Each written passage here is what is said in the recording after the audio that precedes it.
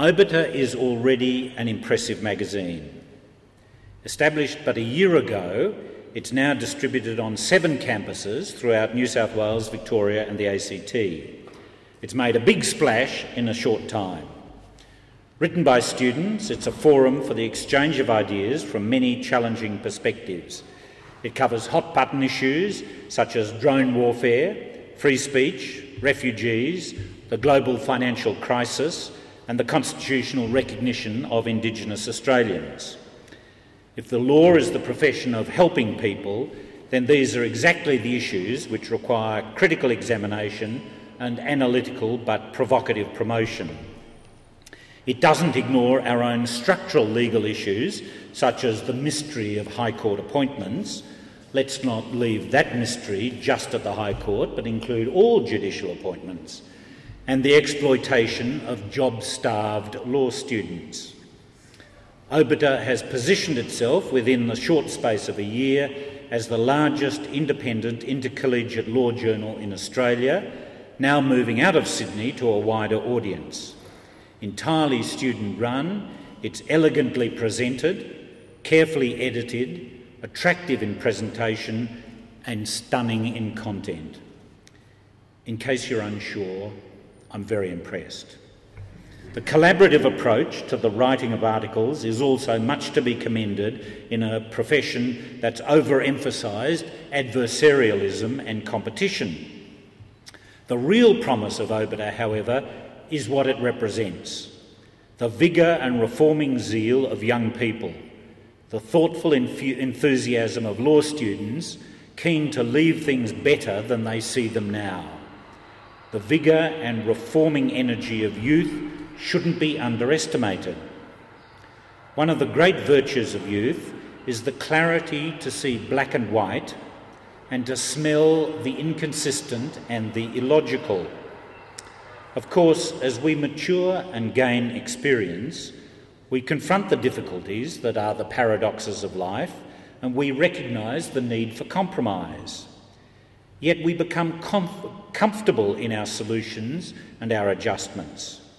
It's healthy and energising to have to rethink, to renegotiate, and to confront again the issues of the day and the solutions we've crafted and which have suited us, but which have inevitably caused others distress or loss or lesser opportunity and may have become outworn and obsolete. In particular, the structures built around law students, be they law schools or the justice system, are in many ways structures of stricture of a past era. With the discipline and training of law school, law students should be and are tasked with challenging these structures of stricture and, where necessary, replacing them.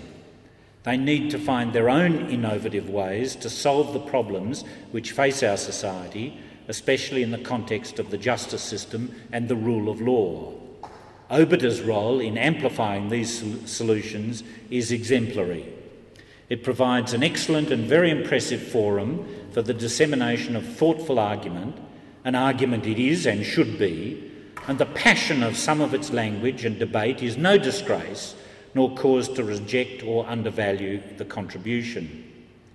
While written in a journalistic style, it nevertheless shows the intellectual rigour which must remain the hallmark of the academically trained. With so many law students now either taking combined degrees or having come to law as a graduate student after gaining another degree, the opportunity for a greater interdisciplinary focus becomes greater and more exciting.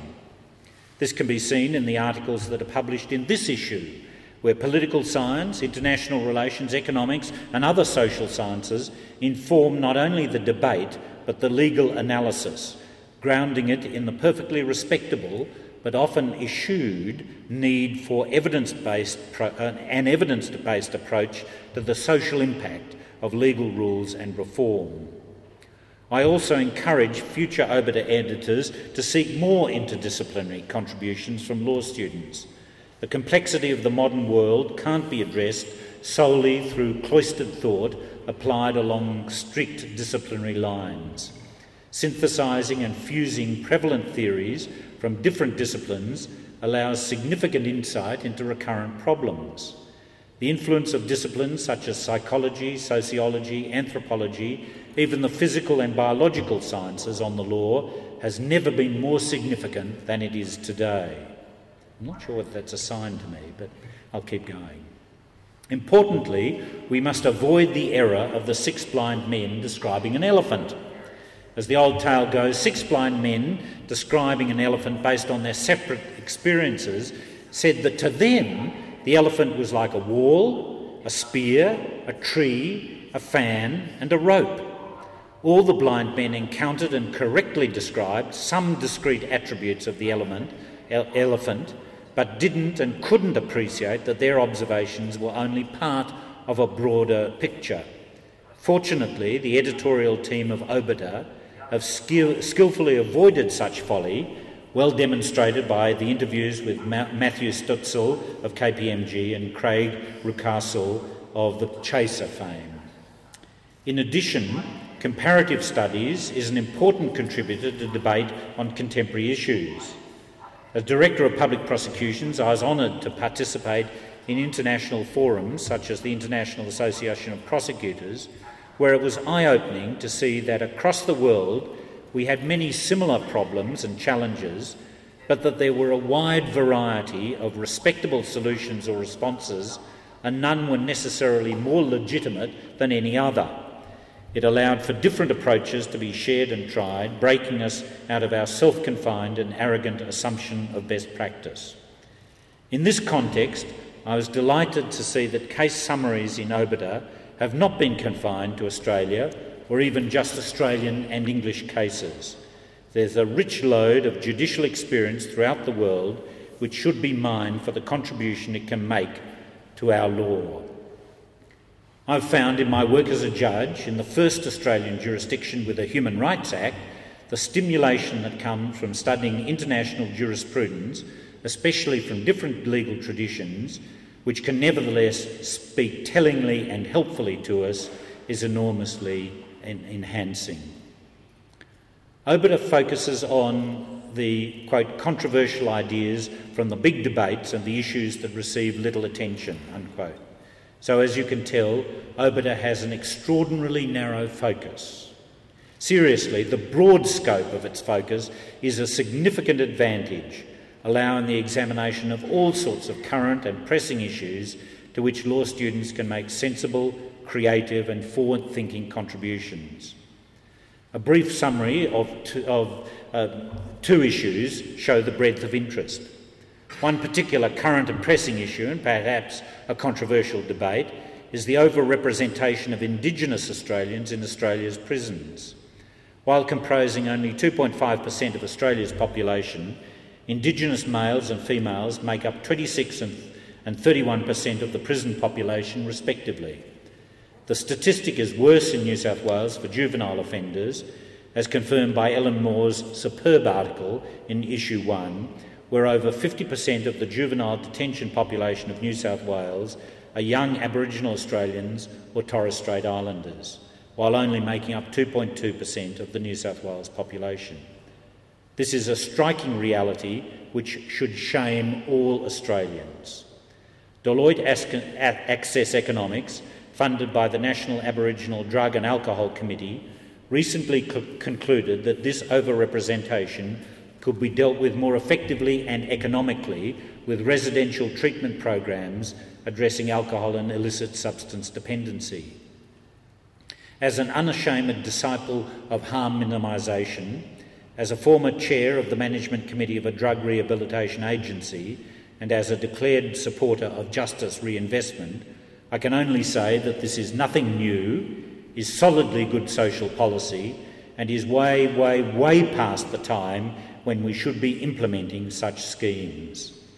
I congratulate OBITER for not shying away from this issue, and I hope it will encourage more future pieces, particularly addressing the Access Economics report, and I eagerly await for the future pages of OBITER to show evidence of the application of the minds of many law students to one of our nation's most difficult and apparently intractable problems. I'm an unashamed half-glass-full optimist. We in the past have made a difference, as can the law students of today, but we're unlikely to achieve perfection. Indeed, how boring that would be, as there would be no challenge left. But seriously, it would also suggest that we'd cease to develop and change, that innovation and development were dead. For we are, after all, fallible humans, and every change brings development and perversion, progression and retreat. The trick is to maximise the progress and minimise the deterioration. It seems to me that OBITER is a fine example of that impressive tradition of students, especially law students, engaging with the society which the law is intended to serve. I have no doubt that the opportunity I had to participate in the affairs of the community when I was a law student, to confront social distress and oppression, to be challenged to discover solutions and to meet and join with others in such activities was a great foundation for my legal career. It's always easy to be imprisoned by one's own perspectives, but it does seem to me that OBITER is a magnificent opportunity for law students to contribute to our community in an impressive way, and at the same time to prepare them for their future participation in the legal processes. I warmly congratulate the OBITER team on the successful publication of its second issue. On the cover, the unmistakable Julian Assange, with a bifurcated face, one half a Guy Fawkes mask. It really does make for a most intriguing picture, and my associate and I discussed its meaning and implications without a clear resolution. That's a great metaphor for what OBITER should do. Now your conversation can begin. I congratulate OBITER for its launch at the Australian National University, which I now officially do. It's an association I hope will remain for years to come.